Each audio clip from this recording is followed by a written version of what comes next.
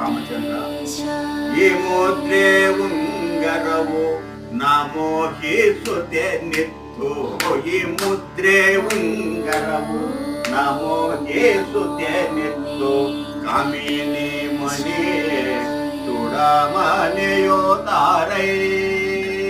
ಮುದ್ರೆ ಉಂಗರವು ನಮೋಹಿಸುತ್ತೆ ನಿತ್ತು. ಕಾಮಿನಿ ಮನೆಯೇ ತುಡಮನೆಯೋ ತಾರೈ. ಅಪ್ಪ ಮಾರುತಿ, ಈ ಶ್ರೇಷ್ಠವಾದ ಮುದ್ರಿಕೆ ಉಂಗರವನ್ನು ತೆಗೆದುಕೊಂಡು ಹೋಗಿ ಆ ಭೂಪುತ್ರಿಯಾದ ಜಾನಕಿಗೆ ಸಮರ್ಪಿಸಿ ಆ ಜಾನಕಿ ಶಿರೋರಕ್ತವಾದ ಚೂಡಾಮಣಿಯನ್ನು ತರುವಂತನಾದಪ್ಪ ಮಾರುತಿ. ಅವರು ಆಂಜನೇಯನಿಗೆ ಹೇಳ್ತಾರೆ, ಮುದ್ರೆ ಉಂಗರ ತಾರಯ್ಯ ರಘುರಾಮಯ್ಯ. ಮುದ್ರೆ ಉಂಗರ